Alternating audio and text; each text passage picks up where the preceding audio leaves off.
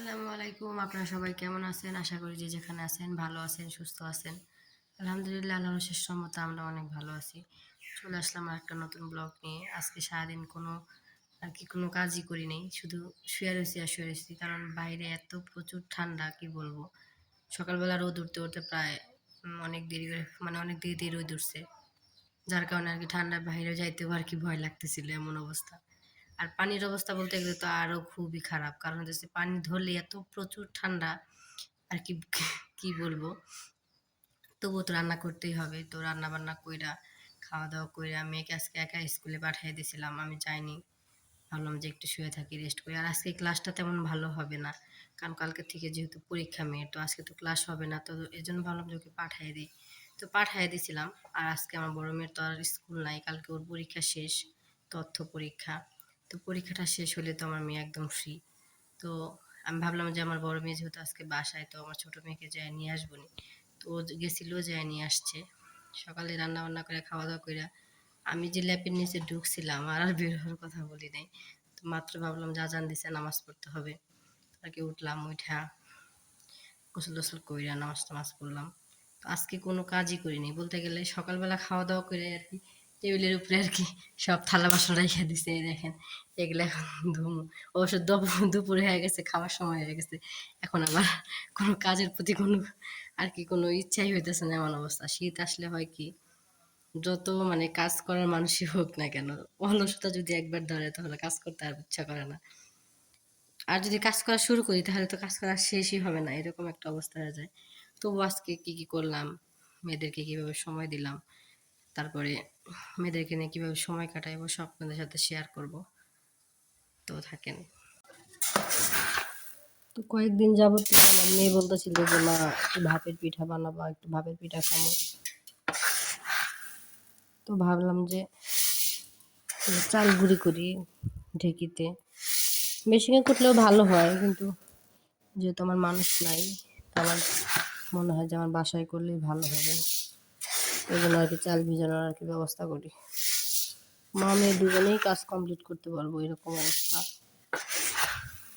থাক, এতটাই থাক, আর দেবো না।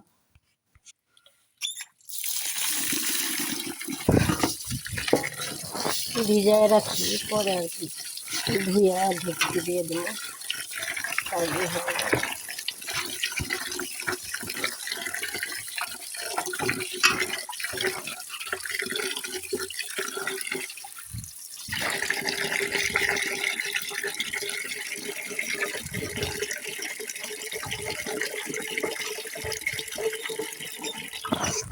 ভিজাতে রেখে দিই।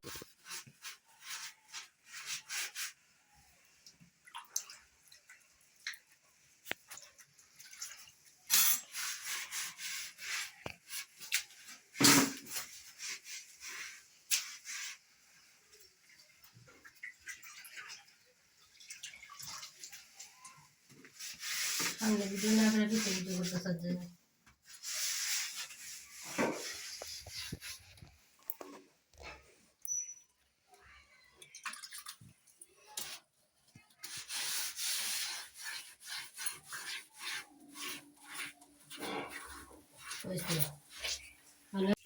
চালগুলো ভালো করে ধুয়ে নিলাম আর কি। ধুয়ে এখন ছাইকা নিব, কারণ না ছাকলে আবার ঢেঁকিতে দিলে হয় কি, ঢেঁকির আর কি ওচার সাথে আমাদের এদিকে ওটাকে ওচা বলে, কয় ওচার সাথে লাইগা যায়, নোটের সাথে ওচার সাথে লাইগা যায়। যার কারণে ভিজা রাখা যাবে না, লেগে আগেই আর কি ধুইয়া একটু ছাইকা নিতে হবে।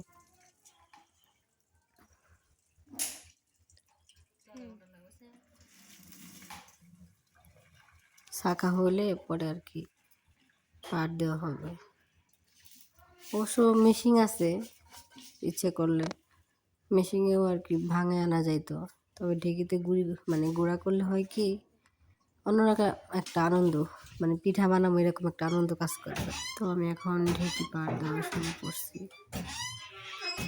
আস্তে আস্তে পাট দিতেছি। তাড়াহুড়ার কাজ আর কি, এরকম কাজ করলে আর কি ক্লান্ত লাগে। এর জন্য আর কি রিল্যাক্সেই কাজ করতেছি। মেয়ে বাসায় ছিল, চালের গুঁড়া করতে ভালো লাগে, কিন্তু আসলে পরে আসলে পা ব্যথা করে, এটা হচ্ছে প্রবলেম। এই প্রবলেমের কারণে বেশিরভাগ সময় আর কি মেশিনে গুঁড়া কুটে নিয়ে আসি, যেহেতু অল্প চালের জন্য আর কি ভাবলাম যে আমি নিজেই করে নিই। আর কি আস্তে আস্তে আমি নিজেই করতেছিলাম, আর চালার জন্য মানুষ নাই, আমি আর কি পাট দিতেছি, আমি আর কি চালতেছি এরকম। আমার বড় মেয়ে পাট দিতে পারে না, তারপরে যতটুকু পারছে একটু একটু আমার সাথে আমার হেল্প করছে। মা মেয়ে দুজনেই আর কি চাল গুঁড়ি করলাম। মেয়ের খুব ইচ্ছা হয়েছে ভাপা পিঠা খাওয়ার জন্য, তো প্রায় শেষ, অল্প কয়েকটা আছে। এই তো আমার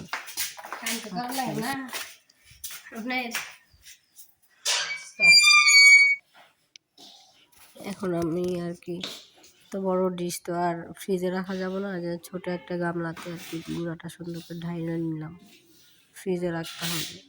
সকালবেলা আর কি বের করে তারপরে আর কি ভাপা পিঠা বানাবো। ঠান্ডার দিন যদিও গুড় নষ্ট হবো না, কিন্তু তারপরে টেনশন রাখার কোনো প্রয়োজন নাই, এই জন্য আর কি সুন্দর করে বলে ভরলাম, ফ্রিজে রাখা একদম নিশ্চিন্ত, আর কোনো টেনশন নেই, গুঁড়া নষ্ট হওয়ার কোনো টেনশন থাকলো না।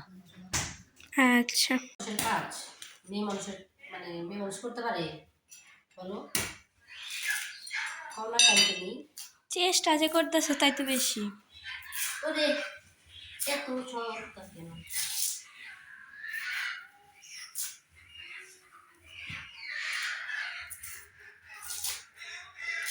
ভালো করে টান দাও।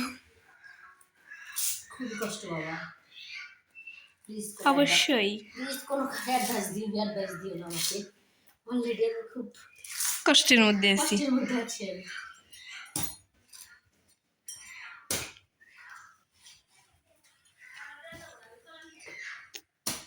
তুমি দাও করতেছো, আমি থাকলে করতামই না।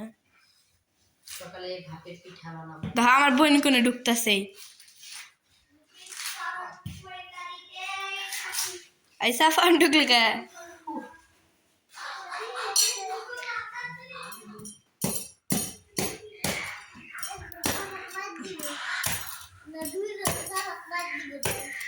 ওই দিন যদি তুমি নারকেল আজকে খাই লাগি, তাহলে কষ্ট করে আমার কষ্টটা করতে করতে একটু কোনো কষ্ট আমার করতেই কি মানে কেন লাগে ঢুকছিলি? আমার বাটি একটা কি আর এলো কি আর বাটি আর খেলনা ও আর খালি খেলে আর কিছু আর না। না।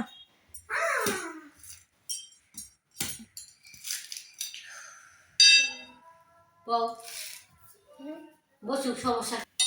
অবশেষে আমি এটা শিখতে পারছি, শিলাইতে পারছি, সমস্যা কি?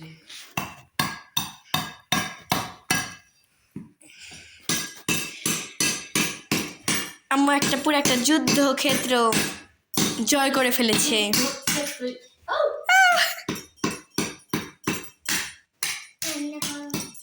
আপু একটা গ্লাস দাও।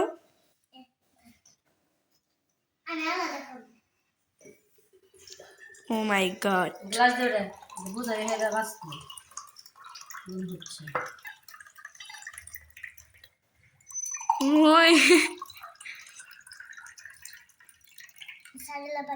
ওরে আম্মুর কি ধারণা। ওটানো ওটানো ওটানো এখানে আর আছে মানে ধরো, আমি একটু খাবো। খাও, সমস্যা নাই। মিষ্টি খাও, ফাটা দিয়ে দে না। ফাটে না ভালো তো মিষ্টি আছে। বেশি গালে গালে কিরকম লাগে পুরো আন্ডার পানি। আমার এর আগে কখনো তুমি নারকেল এরকম কিছু ফাটাইছো? নারকেল এখন এক কাজ করো, হুম, সারা একটা বাটি আনো, আর একটা চামচ এনো নাকি? চামচ লাগবো না,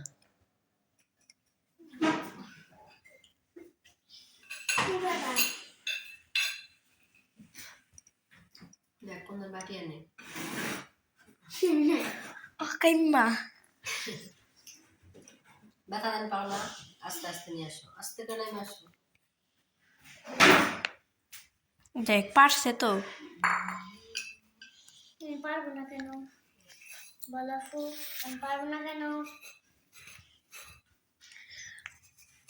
এটা একটা কাজ করতেছিলাম, তা মনে হয় হবে না। আমারও নরম না ভিতরে আবরণটা। হ্যাঁ, নরম যে এই জন্য হবো না। ও না, আর একটু যদি হাঁস হাঁস থাকতো তাহলে হইতো। তুমি ব্যর্থ এখন। ব্যর্থর কিছু না আম্মু। ও মানে আর কি, যেমনই এটা হয়। হইল না। সামিস নিয়ে আসো সাদা একটা যাও। যাও। খায় গেছো।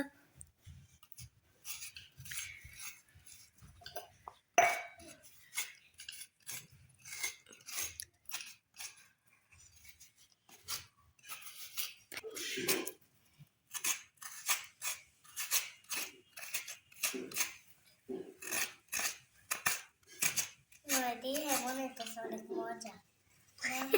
অবশ্যই। অবশ্যই মজা হবে, কেন মজা হবে না? ওকে।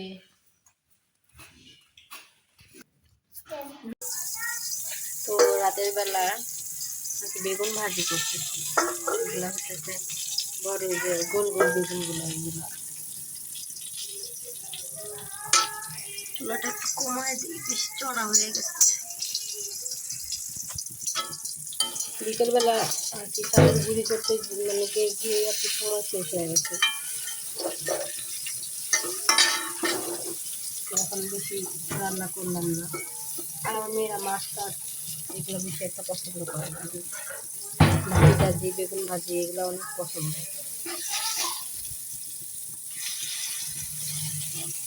তুমি কি করতেছো? থালি বাজি দিতেছো? আমার মেয়েও আজকে রান্না করে আসছে, যে দেখতেছে বেশি কিছু ভালোবাসা ভালোবাসো না এগুলো দিতে। আজকে আমার মেয়ের পরীক্ষা শেষ, জানি না পরীক্ষাতে কী করবে, তবে আশা রাখি রেজাল্ট ভালো করবে।